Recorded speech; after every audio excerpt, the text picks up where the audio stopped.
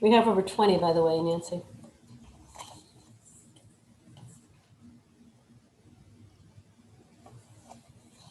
Good afternoon, everybody. We're letting everybody in from the waiting room, and we'll get started in just a moment.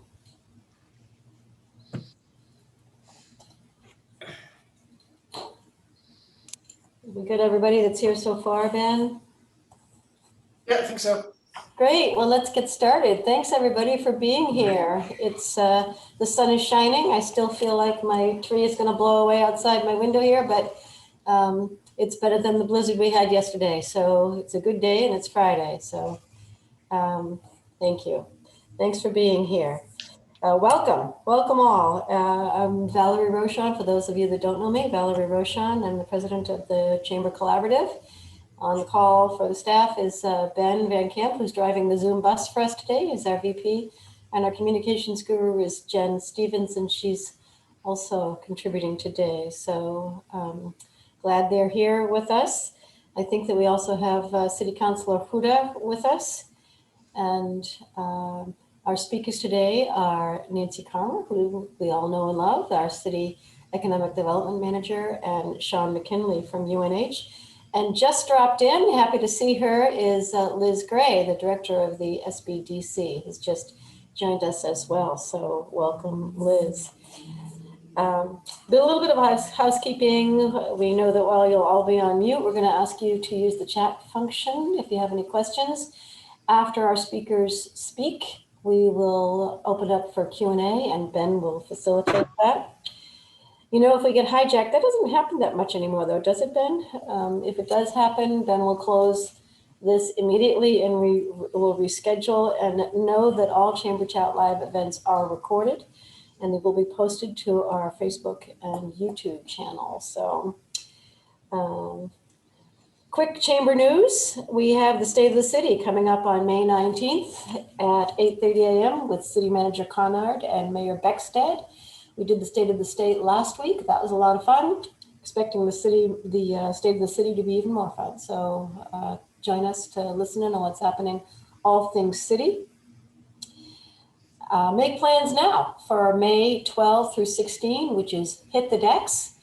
Usually we do it for one day. This year we're doing it for 5 days because we're so excited that our businesses are opening back up again. So it's a 5-day program. It also allows us to spread out a little bit more rather than crowding in on the decks as we've done in years past. 5 days gives us a little bit more time to spread out. We've got over 50 participating businesses, including hotels, shops, attractions, activities, and of course, restaurants. Almost 50 restaurants have been given permission to be out on the streets so far. I'm not sure how many more will apply, but we are a record number of restaurants are going out on the streets and the sidewalks this summer. You need to get out there and support our tourism and hospitality communities. Not to mention the fact that we're all desperate to be out there as well. So it works for everybody. So you can see the full list at hitthedecksportsmouth.com. Go and see who's participating and go thank them with your business.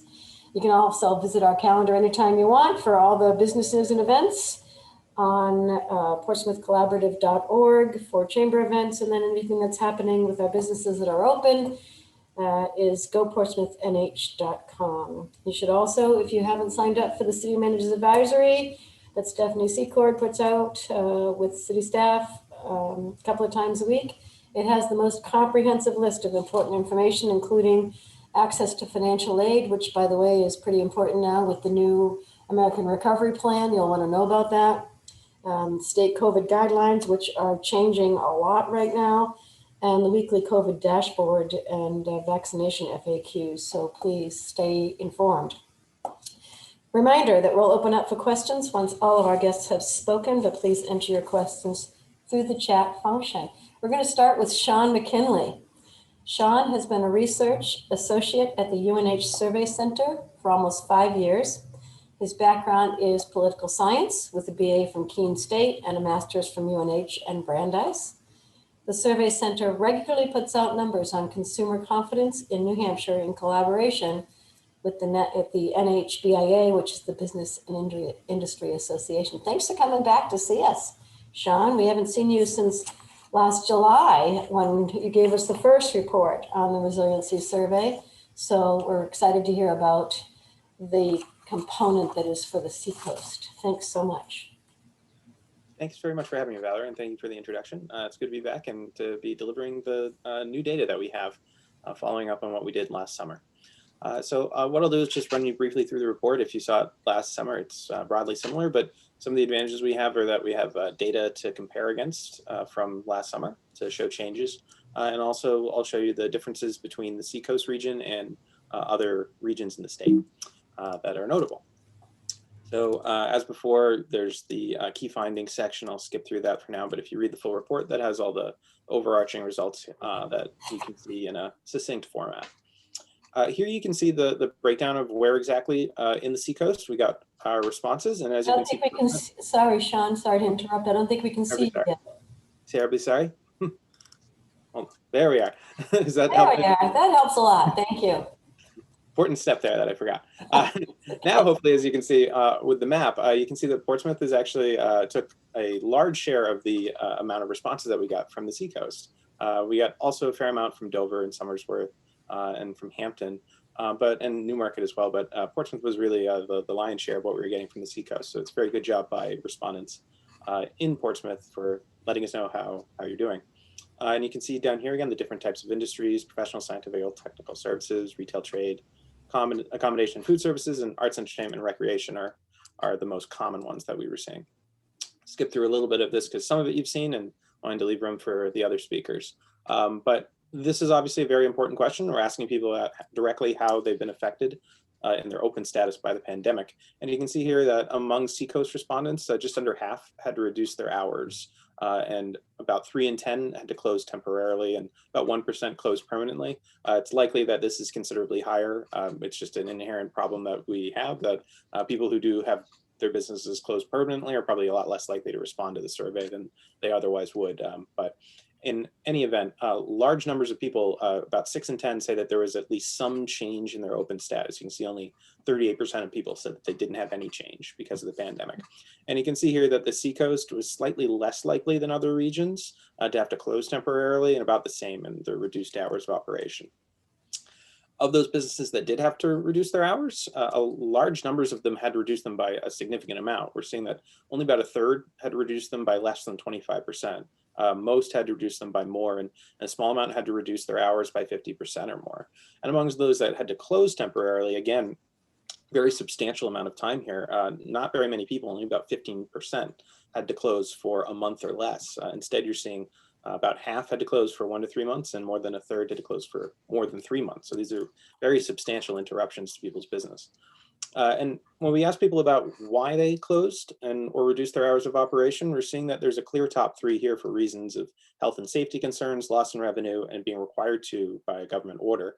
And you can see these are the same top 3 regions in the Seacoast as we're seeing in other regions as well. But there were other people who were mentioning problems with their workforce, exposure to COVID, having to homeschool children, things like that. We're also helping or causing them to have to reduce their hours of operation or close. We asked people directly about how many employees that they have at the moment and in the past. And you can see here, again, that there's a bit of a decline among these Seacoast businesses and the amount of employees that they have. In February 2020, they had about 14 employees. But now when we asked them, or at least in February, they were looking at about 11.4, 11 and a half employees. That's largely unchanged since June. It's a little bit better than what we saw last June, but not too much difference here. And both are still below what we were seeing in February. And so you can see here that about 13% of employees on the Seacoast, businesses on the Seacoast have more employees than they did. About half of the same number, and about 4 in 10 had fewer employees than they did last February. And this is pretty broadly similar to what we were seeing in other regions of the state as well. We asked people directly about their finances, and here is some of the value that we get, as I mentioned, from the comparative data to what we got in June. You can see here that while there's still large numbers of people, about 2/3 of Seacoast businesses say that their monthly revenues declined because of COVID. This is definitely an improvement over what we were seeing in June, when 85% of people said that was the case. And in particular, this group that have had their revenue decline by 50% or more, in June, that was more than half of Seacoast businesses. So it was very, very problematic. Here we're seeing that's declined to 22%. So the effect has been a little less acute, even for those who are being affected by the pandemic and their revenues. And you can see here that Seacoast businesses are actually slightly less likely than other regions to say that the revenues have declined. So it's a little bit better news there than we're seeing elsewhere in the state. Accounts receivable, a little bit better in June than in June. A bit under half say that their accounts receivable, at least some of them, have been slower.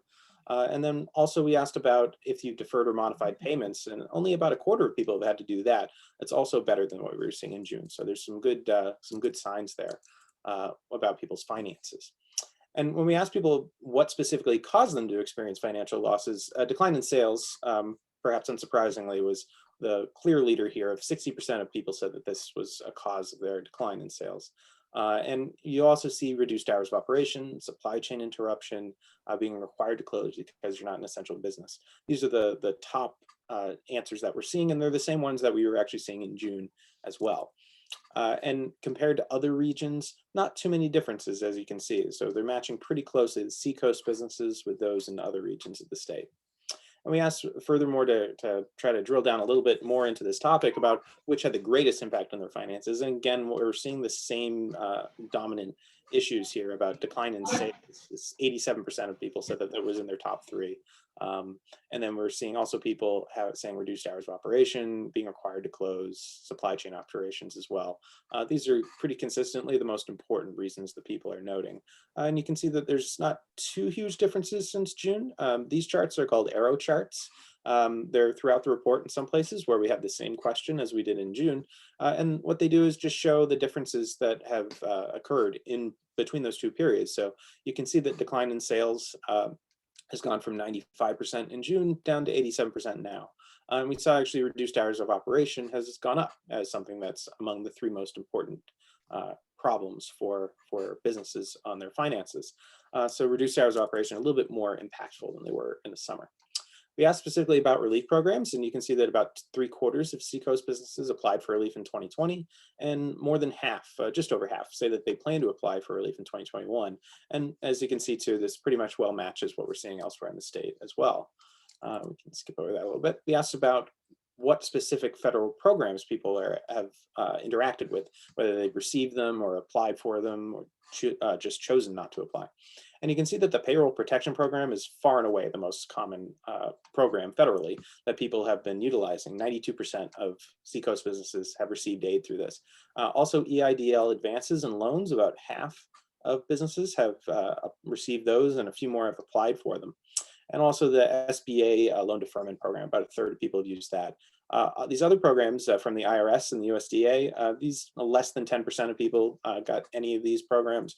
And actually most people say that they aren't even aware that they existed. You can see down here in the arrow chart from June that the payroll protection program, the EIDL advance and loan, and the SBA loan deferment program, they've all increased substantially from June until February in the percentage of businesses that have received them or applied for these programs. So I'm seeing very, very big growth among Seacoast businesses in federal programs. And you can see here, again, not too many differences in what we're seeing elsewhere in the state. Seacoast businesses are slightly less likely to have gotten an EIDL loan, but not many differences there. For the state, municipal, and private relief programs, we're seeing clearly a top 4 here as well of unemployment for your employees and yourself, as well as the Main Street Relief Program, relief fund and its 2.0 iteration. About close to half or more of people have received aid through these programs. Not many have received aid through the remaining ones that you're seeing here. And again, more than half of people are actually unaware of the rest of these programs, but these top 4 are quite popular. And you can see down in the chart below that, again, huge gains in the amount of businesses that have received relief through this program compared to June, particularly with unemployment for your employees, which went from only 27% back in June. Now it's up to 80% of people have utilized unemployment for their employees. So very, very big changes there. And again, not too many changes or not too many differences between the Seacoast and the other regions here in which businesses or which type of programs they're receiving aid from. We asked specifically about resiliency and about how businesses have prepared for things like this. And you can see that since the pandemic started, there have been a pretty good amount of people who say they've developed such a plan since then. Only about 15% of people had a plan before the pandemic started. Half don't have a plan at all, and 17% say they don't know or say it's not applicable.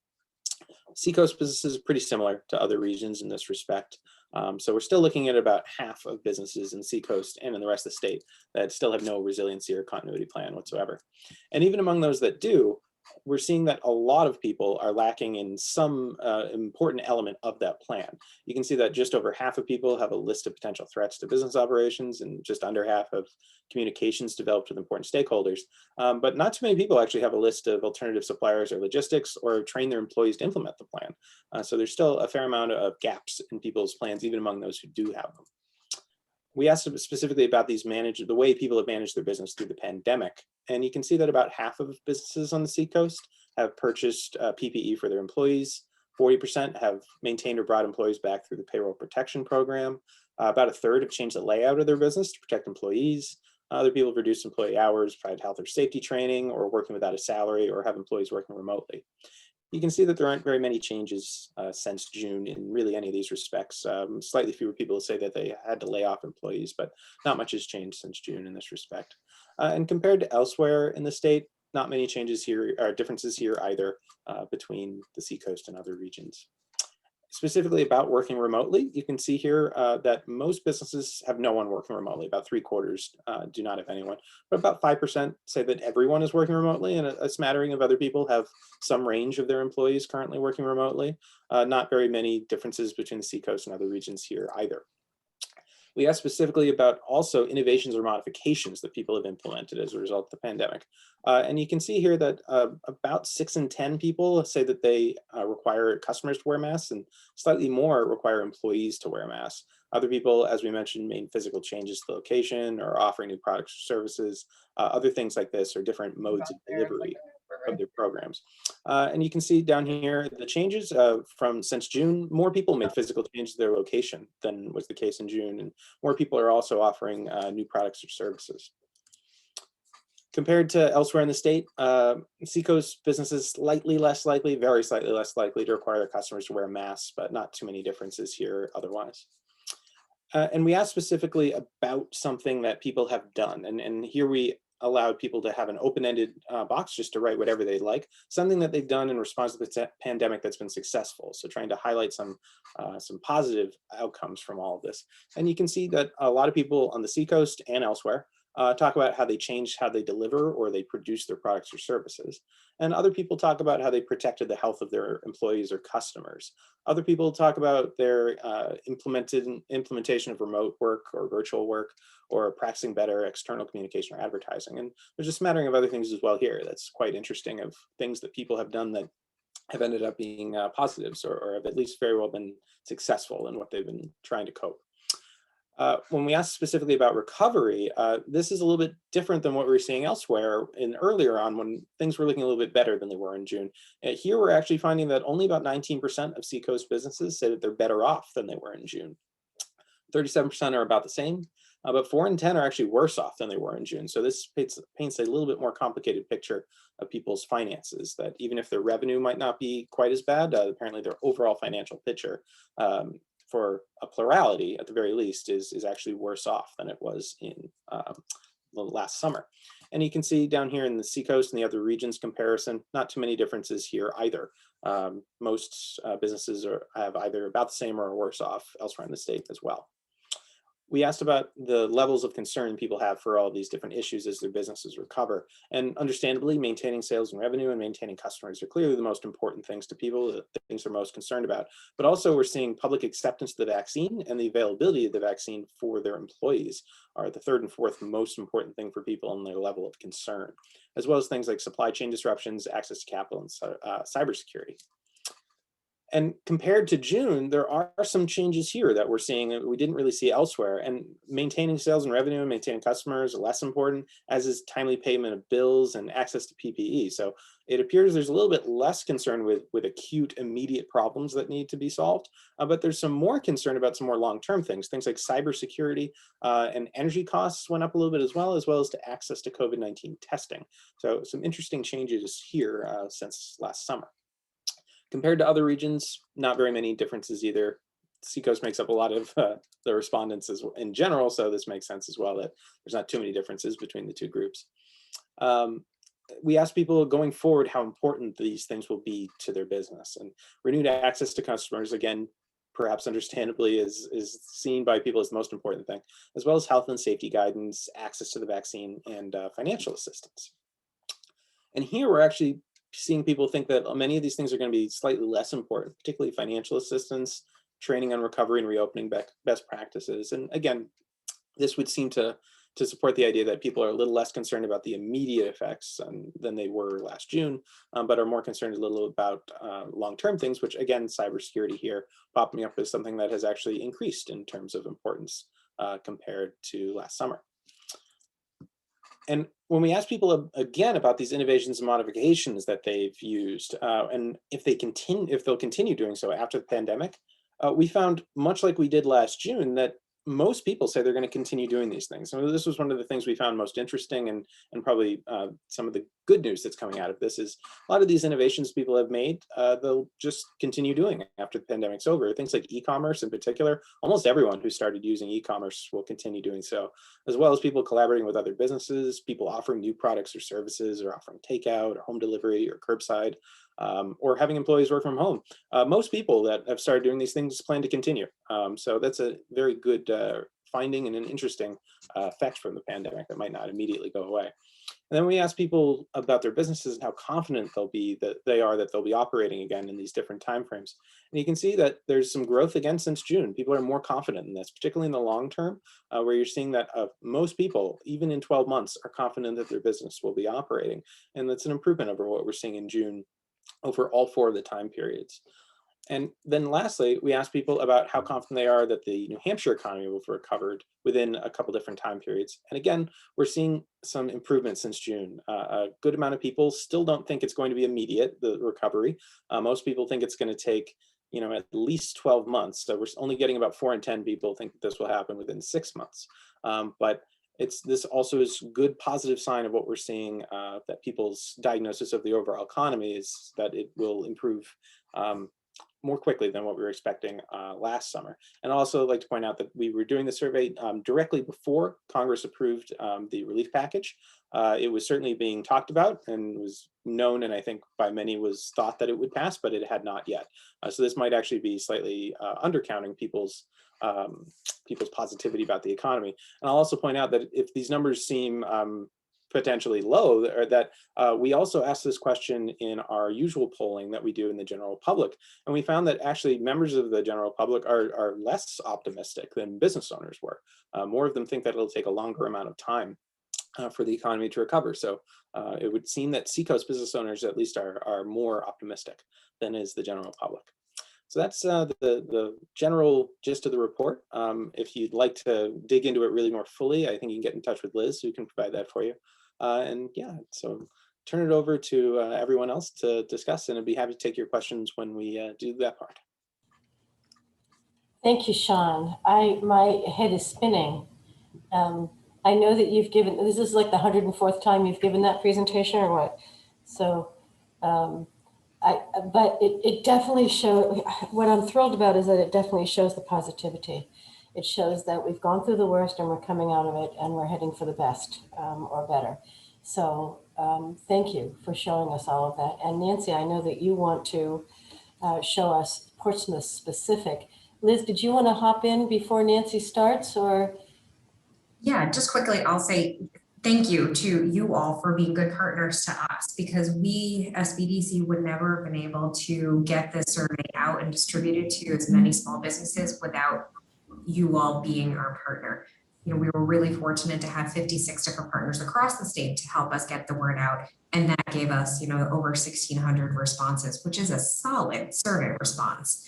It's also nice that we didn't see a huge drop off in the people that responded from phase 1 to phase 2. And we're looking forward to doing phase 3 with all of you later this summer. We're talking about potentially like an August timeframe, or maybe waiting until September when folks are kind of back from the summer. Things are a little bit more normal again. I don't know where we'll be, but at least people may be paying more attention to things like surveys. So we want to make sure that we get another really strong data set for all of you to compare from.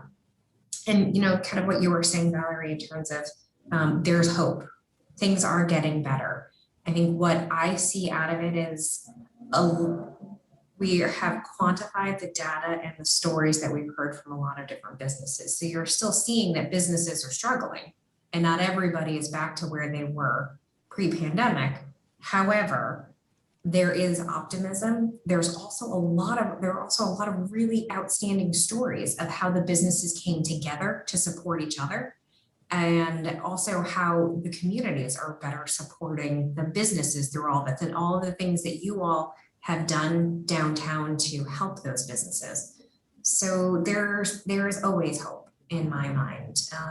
We're here, we're going to keep plugging away doing our business advising and education, and we've got the Resiliency Academy, often with 240 plus individuals registered. So that's a great way we're supporting them. And Nancy mentioned earlier our cybersecurity work that we're doing with businesses now. So there's lots more great stuff that we'll be able to do to support our businesses across the state to help them not only recover from the pandemic, but to really truly become more resilient and stronger for the future and whatever comes next.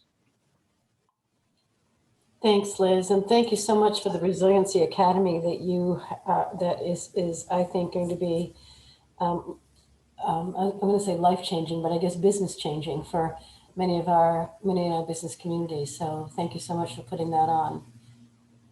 So why don't we move over to Nancy Carmer, Economic Development Program Manager, who works on economic development policy, business retention, implementation of the economic development goals and objectives of the city master plan, oversight of the Portsmouth Economic Development Loan Program, and development administration of the economic revitalization zones.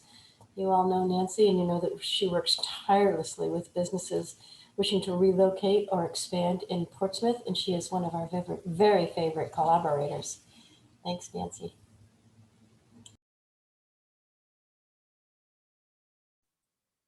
Thank you, Valerie, for that introduction and for inviting me to participate in today's chat.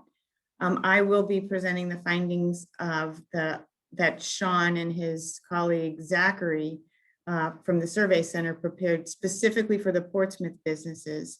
We're very appreciative to you, Sean and Zach, for making this possible for us to participate and for us to get the Portsmouth specific data from the survey. And of course, we're indebted to all the businesses that took the time to take this survey. Many of you may be on this call, and I know we always try to promote surveys as short, and some people have different opinions of what short is. So thank you for taking that time, because the information that we glean from the responses is key for us to be able to assist our businesses as we recover from this pandemic.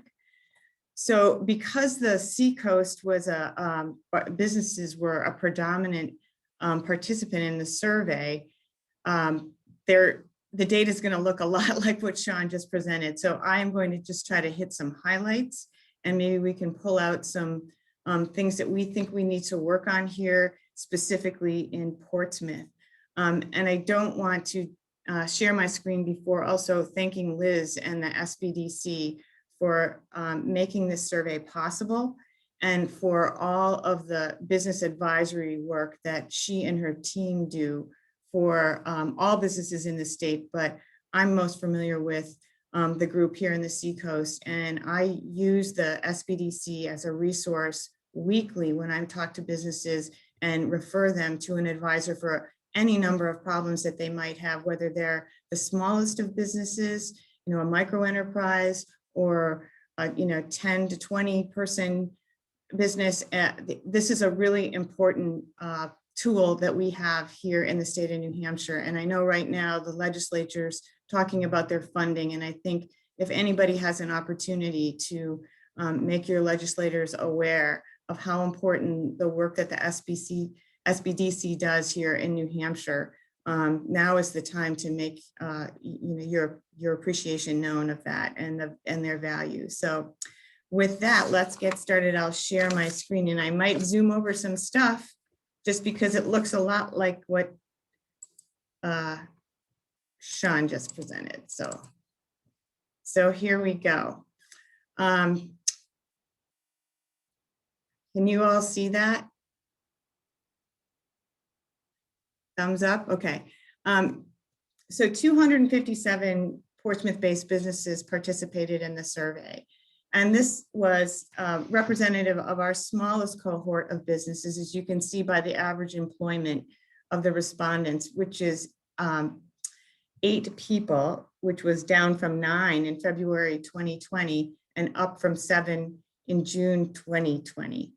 The Portsmouth response comprised about 16% of total statewide respondents to the survey. So I think our business community had the largest response overall in the state.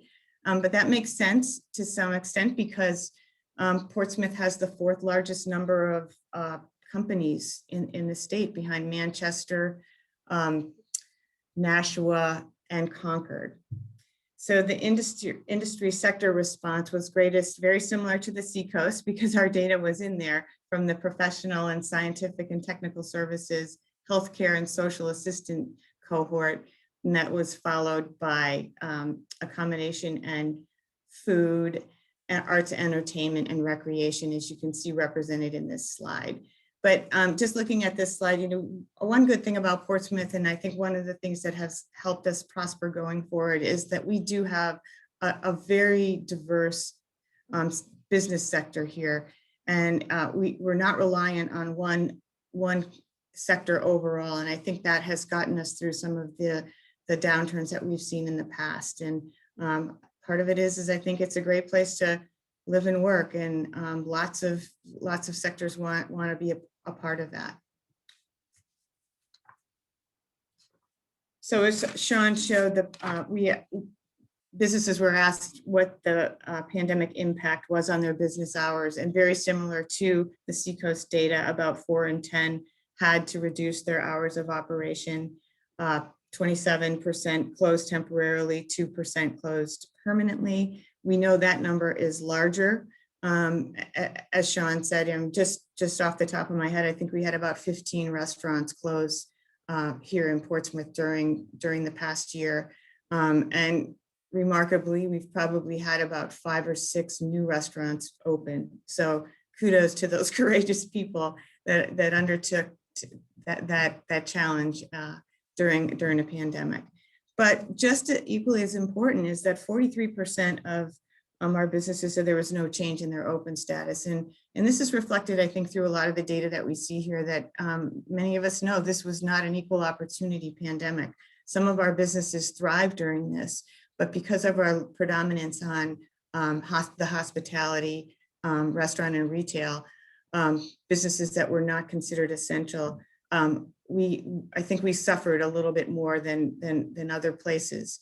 And I can tell you this, one of the scariest times in my career here at the city came when the April unemployment numbers came out, and Portsmouth unemployment was approaching 17%, something I've never seen since I've been here. We usually hover around always less than 5%, and recently between 1% and 2%. So we're back down to the 2% now. So in some ways it's a good thing, and in some ways it's a bad thing, as we'll see as we go through some of this data. So we ask how long the temporary closures were, and you can see that about half closed for 1 to 3 months, and about 41% closed for more than 3 months. And again, I think we have to think about Portsmouth and the number of hospitality, retail businesses that had an interface with the public, and they had to close, and we all lived through it. And I think it's a good day now that things are improving from that. So very similar to the Seacoast, these top 3 bars are the ones that, or the reasons for the reduced hours or the closures. Obviously, health and safety concerns, it makes perfect sense. It's a pandemic, for heaven's sakes. But the mandatory closure order is right up there, as well as if you're just seeing your revenues erode, you're likely going to close or reduce your hours. So we did see that. One thing of interest that set Portsmouth distinct from some other communities is that there was a higher response to people not being or having to reduce their hours because they were homeschooling children. And same thing under the suspected or confirmed COVID exposure. The quarantining was a big concern, and when you only have 8 to 10 employees and someone is exposed, it makes sense that the business will temporarily close or reduce the hours. This almost mirrors perfectly the response from the Seacoast, the impact of monthly revenues for our Portsmouth businesses. What we saw was that 2/3, or about 63%, showed lower monthly revenues in February 2020, which is still high, but it's an improvement from the 84% that we saw in June of last year. And again, distinguishing ourselves a little bit from other communities, Portsmouth's respondents were less likely to report decreased monthly revenues. So again, some hope on the horizon. Businesses were asked the factors that caused their financial losses in the top 3, which were, of course, here, the decline in sales, the reduced hours of operation, and being the mandatory closure requirement. And the one thing that is a little bit different is the supply chain interruption was in the Seacoast up as number 3, and it's number 4 here. And I think that makes sense because some of our Seacoast neighbors have a higher manufacturing component to their economy, and we're really impacted by the supply chain. And I think all of us need to think about this going forward. I think supply chain is something that's going to continue to resonate and be problematic because of the way that it filters through the entire ecosystem of production and sales. And I think that this is going to be one of our larger challenges, just not in New Hampshire, but everybody. And then just I do want to point out here that the 13% of employees unable to work remotely and unable to get sufficient workforce to maintain operations. We see these workforce roadblocks popping up as a real challenge to recovery of whether, and it makes sense whether it's the nature of the business precluding remote work. In some cases, we have a lot of retail. We have public facing companies, and it's not possible for them to work remotely. And again, or the health industry, which was one of our larger respondents to this survey. So workforce is a real red flag for everybody in the Seacoast right now. My colleagues that do economic development work throughout the Seacoast, and I know that the state is seeing it as well.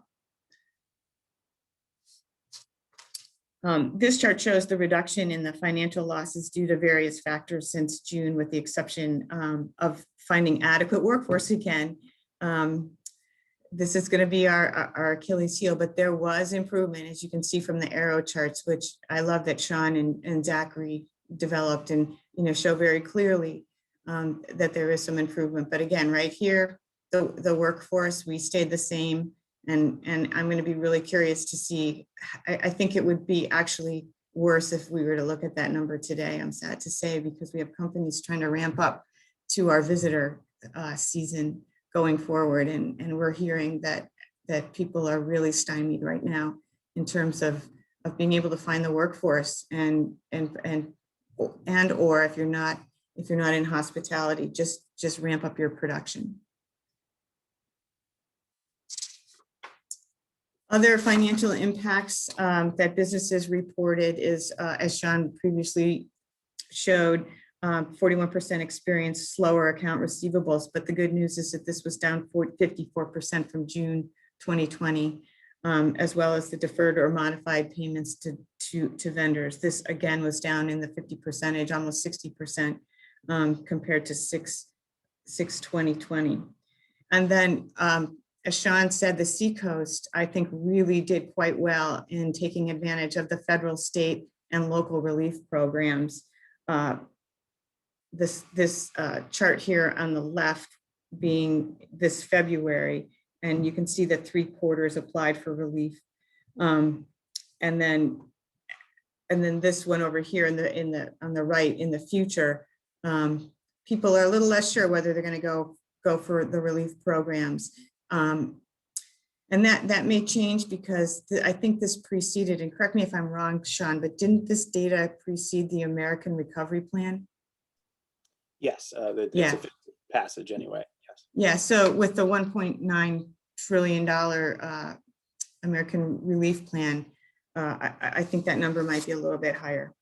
And again, we saw a surge in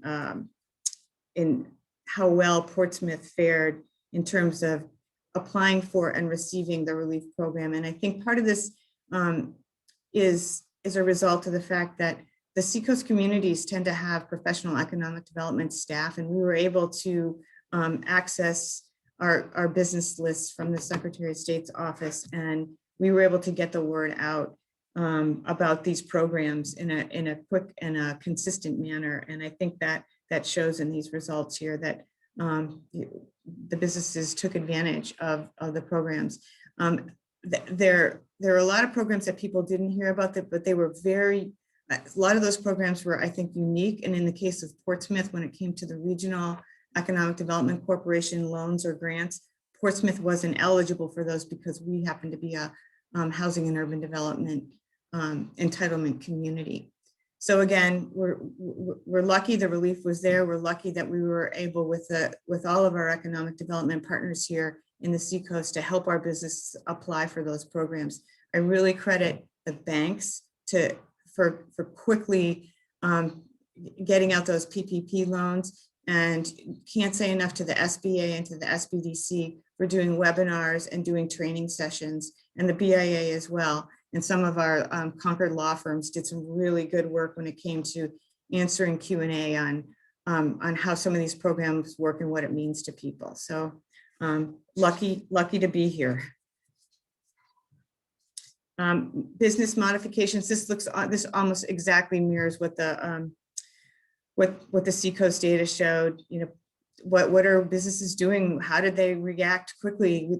We have this pandemic. They want to stay in business, and what can they do to make their employees and their customers safe? So this just shows some of the strategies that people employed. And you know, modifications very similar as well. You know, the mask wearing, working from home, physical changes, whether it's curbside. Collaboration is huge. We're seeing that big time here in Portsmouth and in the Seacoast in general. I don't think there's anything else I wanted to show about this slide. And again, this is, you know, what modification worked best. People were able to choose one thing, what it was the one thing that worked best. And in Portsmouth, the best measure taken was deemed to be protecting the health of their employees or their customers, as well as changed how they delivered their products or their services. So, and I think you'll see later that those are the kinds of things that are going to continue to be employed going forward with or without a pandemic.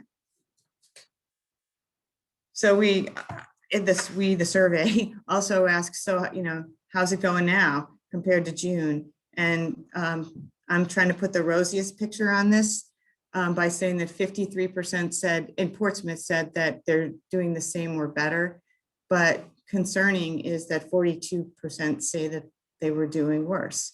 And I always scratch my head when there's 4% of people that don't know or they're not sure how they're doing. But I don't know, some days when I wake up, I don't know, or I'm not sure myself. So so here's what we say. Again, I think every month, maybe every week, every month that goes forward, I'm thinking that worse off is going to diminish.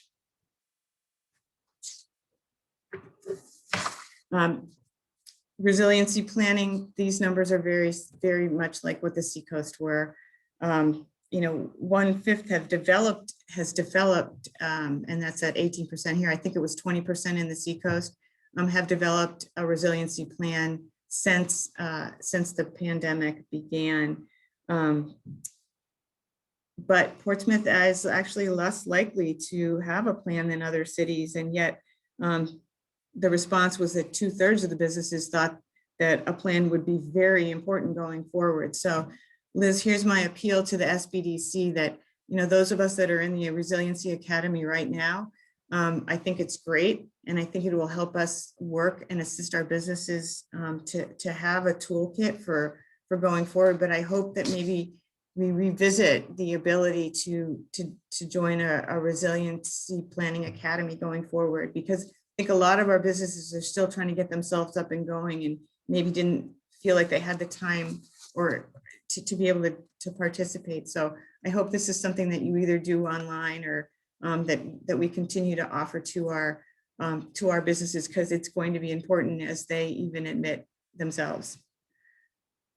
So on the question of what keeps our businesses up at night, when asked, you know, how concerned they were about potential issues as the business recovered, and by far and away the most common concerns were maintaining their sales and revenues. Of course, you're in business, that should be your number one thing, I guess.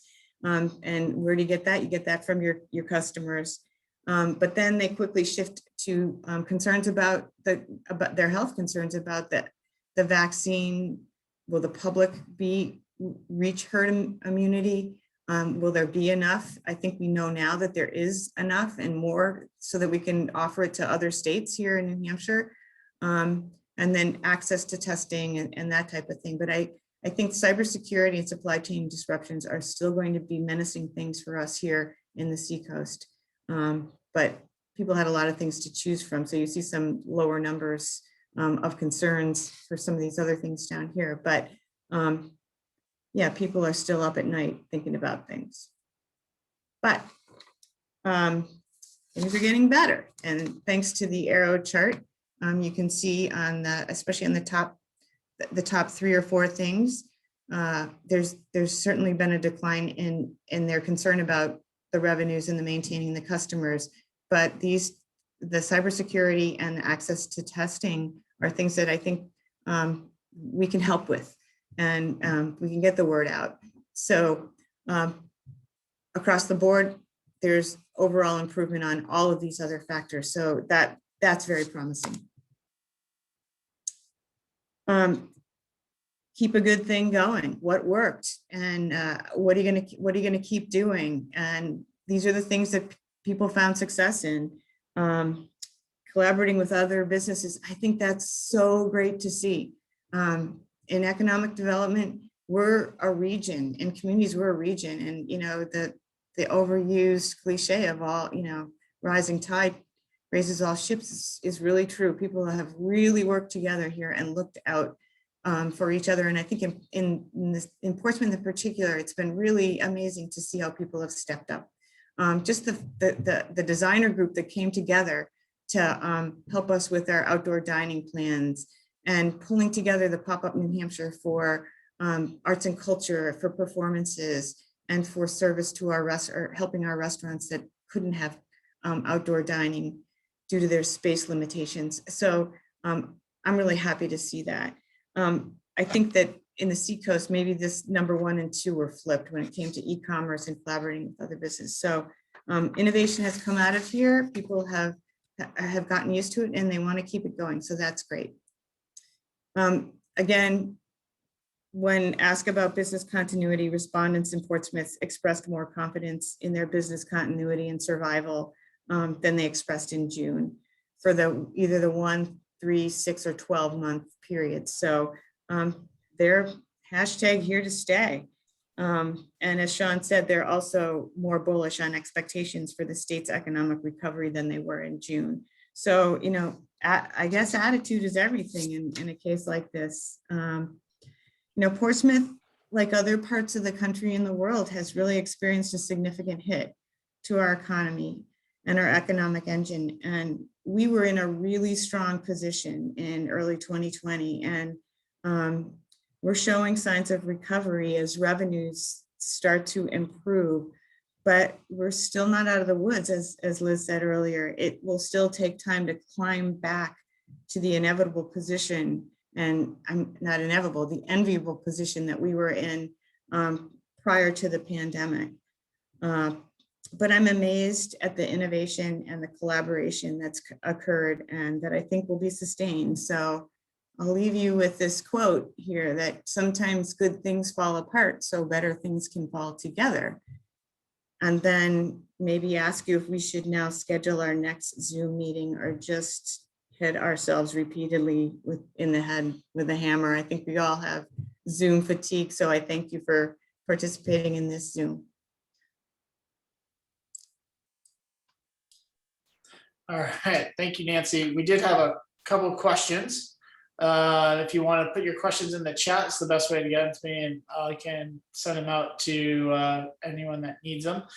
So the first question is, if we get an answer from both Sean and Nancy, was there anything in particular in this that you were really surprised by?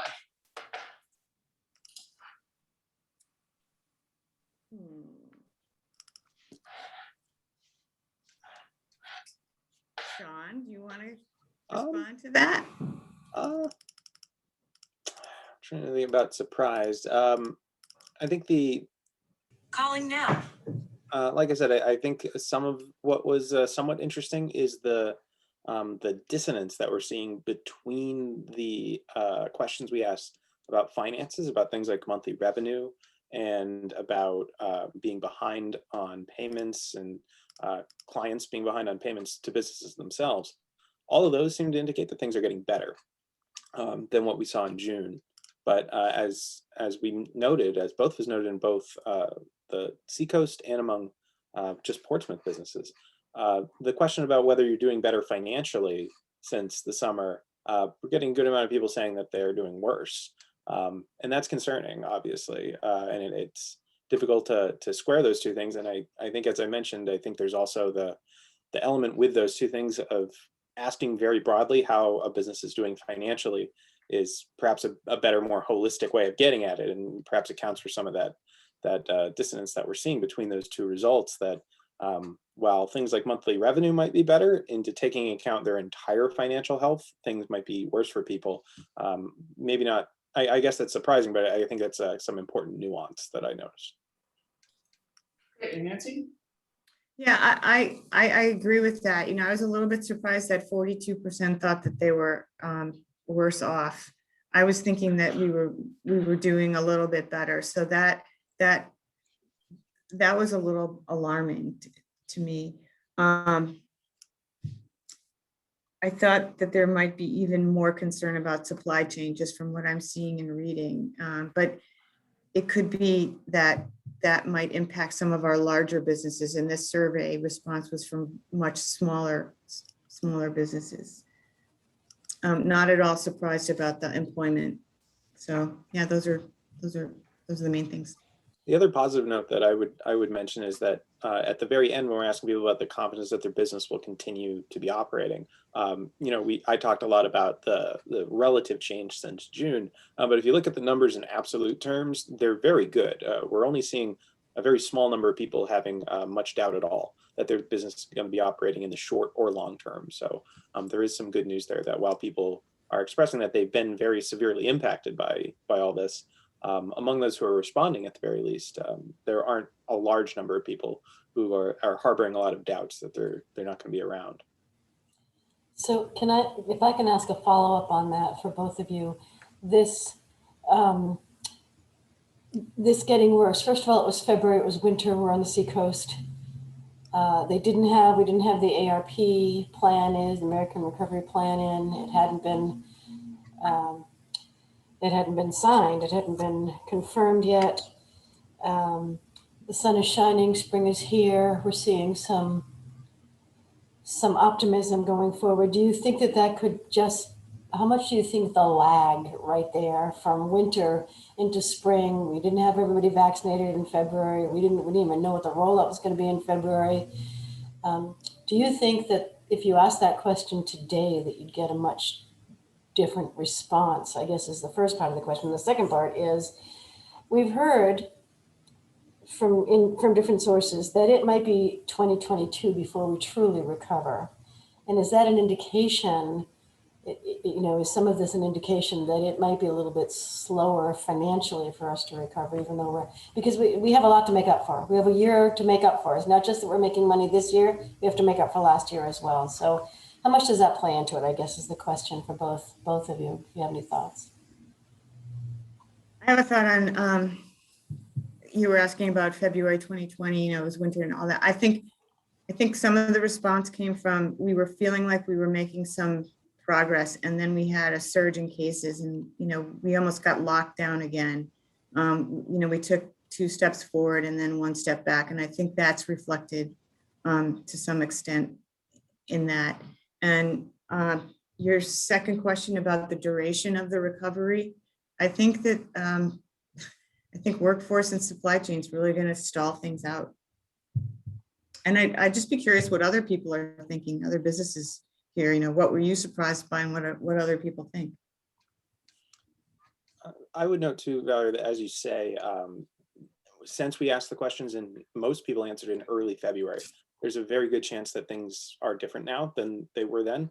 At least as far as I can tell, in the last 2.5 months, there's been a lot more change than what we were seeing in even a lot longer time period before then. And that could mean that things have changed substantially. For instance, we do polling. We've been doing polling every month in the general public, asking about their attitudes towards the vaccine. And in February, we did this about 2 weeks after we did the SBDC survey, we asked people, and only 19% of people had received any vaccine whatsoever, and nearly all of them were older people. So people's, even business owners and their understanding of their employees and their employees' ability to work, that might be drastically affected, because we did another survey last week, and we found numbers consistent with what we're seeing with the state, where now a majority of people have the vaccine. Concern about getting the vaccine and about whether it'll be available has gone down. And the other thing is that we've asked that same question that I mentioned about the economic recovery. We've asked that more recently than in February, and of course, it's apples to oranges comparison, but the direct comparison we're seeing just within the general public, just this month in April, people have become a lot more optimistic, and that wasn't the case in March. So if that same effect is happening among business owners, then that chart that I showed you could be even more positive than it is right now. And we already in that chart, we're seeing substantial growth from what we were seeing in June. Having said that, even among the general public, a large number of people, it's a little less than half, but that's still a large part of the state, think that the full economic recovery back to pre-pandemic levels will take more than 12 months from now. So obviously, we're all kind of amateur economists and that sort of thing, and don't actually know whether that will be the case. But unfortunately, that's also in some ways a self-fulfilling prophecy. And we've asked people as well how comfortable they are doing various things, given the current state of things and given the mask mandate or the lack thereof. And we're still seeing that large numbers of people, when we last asked, aren't going to be comfortable doing many economic things. And we asked around Memorial Day or around the 4th of July, asking people to anticipate where they'll be in the future. And the numbers are improving, certainly, from what we were seeing in the winter at the height of things when we were really going through that spike around Christmas and afterwards. But there's still large numbers of people that say that they won't be comfortable by the 4th of July and don't have a timetable of when they will be doing things like going to the movies or eating at a restaurant inside. Things like that, very common summertime activities. There's a segment of the population that just don't know when they'll be comfortable doing that, despite the vaccination rates. Yeah, so a bit of good news, less good news, I think, is what you just said. So that's good. So it is 2:02, and I'm cognizant of people's schedules, but I also know that we have a lot of questions from people. So the question is whether or not Sean and Nancy, you are available to stay on for a few more minutes to answer questions. And if folks want to stay and hear the answers to those questions, great, please do. And if you cannot, we are very happy that you've been here. We appreciate that you've been here. Nancy, how can they, and Sean, on the SBDC website, they can get a hold of the general overall survey. Where can they get the Seacoast survey if they want it? And where can they get the Portsmouth survey if they want it, if that's accessible? I don't know if Liz is on, but She's not. Liz had to jump. She's in the Senate Finance Committee protecting her budget. okay. We will be posting the Seacoast and the Portsmouth surveys on our website. Thank you. And the SBDC one has the overall one, the New Hampshire one. So, And you know what's really, I would just suggest too, Sean, that maybe you put the link to those consumer confidence, that data reports that you have, because those are really interesting to look at and see the trends. Sure. In the chat. that'd be great. Thank you. Are you both able to stay on for another 5-6 minutes or so? Great, thank you. Thanks everybody for staying. Ben, you want to fire away? Yeah, so we have lots of questions come in, really great questions. Unfortunately, North Sturman had a question. He just had to jump off. So we'll skip his for now. We'll never know. We do have a question from Councilor Huda. She was curious if there was any look at revenues year over year, February to February 20 to February 21, to see how much of a decrease in revenue there was. Yeah, so we didn't actually ask about the yearly revenue element. Unfortunately, that we decided that we wanted to concentrate just on the monthly. That was born a lot out of the fact that when we did the first iteration, we were still interested in people's effect in that rather shorter time period when people may not know what the effect was at that point. But we could consider asking that with our third iteration, when at that point it will have been more than a full year since the pandemic started. And then another question from Dan Witham at the Sheridan. He wanted to know if there was any input in the survey about if the restrictions that are still currently enacted, if they are affecting their business and revenues moving forward. Yeah, we didn't ask specifically in the SBDC survey about the effect of the mask mandate, but like I said, we have in our public polling that we've done. And we've done a little bit recently about that, and we did a more specific one in March asking about that various effect. We don't ask specifically about, you know, how it'll affect revenues directly, but indirectly, of course, I think it is pretty clear what effect that will be, that large numbers of people plan on not doing things or don't know when they will. On the other hand, we also did ask a question about what they anticipate doing after the pandemic's over. What exactly that means, of course, we kind of left to people's imagination or to people's interpretation. But we found that the vast majority of people say that they're going to spend more or about the same, but pluralities with all of the things that we were asking about said they were going to spend more on things like going out to eat, just gasoline for their car in general, hotels, motels, things like that, food places, outdoor recreation places. A lot of people plan to spend more once the pandemic's over. So I think a lot, as far as I can tell from the general public polling that we do, that there's a lot of nascent spending that is there and that people would like to do, but there's still a large segment of the population that don't consider themselves comfortable doing that yet. So that kind of boom that I think a lot of people are anticipating or hoping for may well be coming, but it might not be coming as quickly as people might expect. And the other element that I'd mention, because it's something that we see very profoundly in the surveys that we do with the general public, is that there's a very strong partisan angle to all of this. Democrats tend to say that they expect to spend a lot more once the pandemic's over. They're more likely to say that than the Republicans, considerably so. But they're also far less likely to be comfortable doing things or to expect they'll be comfortable doing things in the near term. Republicans, a majority of them are comfortable doing everything we ask them. Even things like going to a large concert or stadium, majorities of Republicans are comfortable doing that right now, but the amount of Democrats who are comfortable, that's only in the single digits. So there's that element as well that we kind of have to consider. It's not something that usually is something that comes up in situations like this, but right now it has. Great.